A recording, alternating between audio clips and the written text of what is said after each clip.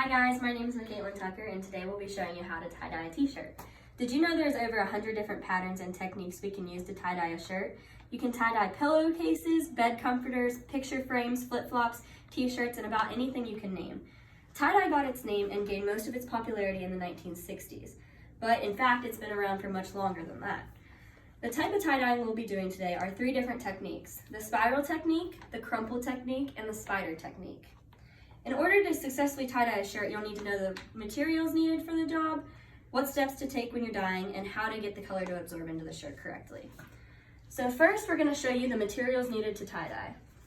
Shown up here, we've got a white t-shirt. You can buy any tie-dye kit you can get at Walmart. You need rubber gloves, rubber bands, a tray or pan for the crumple technique, a sink and washer, a disposable surface, and a Ziploc bag to have the shirt absorb the dye. Step one, you're going to set up your workspace. A disposable tarp or a garbage bag would work fine, just anything that you can throw away after use. Step two, you're going to take the bottles from your tie-dye kit and fill them with water using a sink or water bottle, anything that you have. Step three, we're going to make sure the shirt is completely soaked.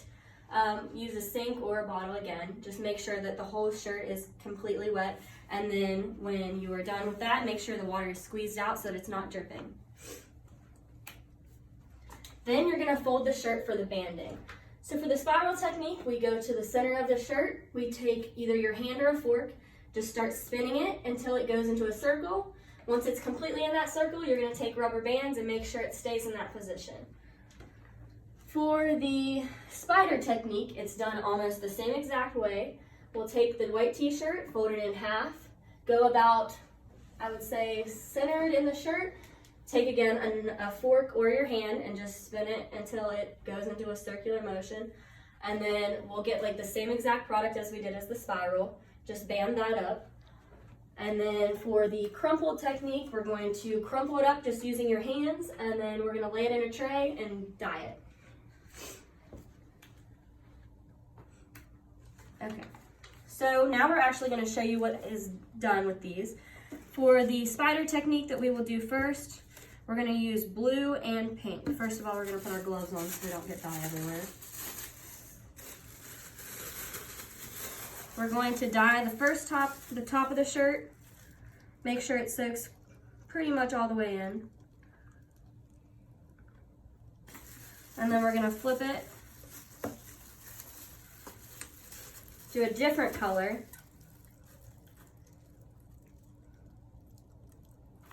And then you're done with that one. For the spiral technique, we're going to use two different colors. You are just going to take the dye, do honestly whatever you want, whatever colors, you can use as many as you want. It's recommended to do about 3, no more than 3. If you use more, it likely causes a muddy color. You're just going to do this. I'm going to do it opposite colors. And then you're going to flip it over and then do the exact same thing. For the crumple technique, we're just going to do this throughout the shirt. Do as much as you want. It doesn't really matter on this one. It's kind of just cool to see what kind of finished product you get. Just go like this, and then that one's done. When you are done dyeing, you're going to take the shirts and you are going to place them in this bag. So you just place them in there, and you're gonna let them sit for about 6 to 8 hours is recommended, but 24 hours usually gives you a brighter color. I did 24 hours on all of mine, and they turned out really bright. So here we're gonna show you the finished products of all these shirts.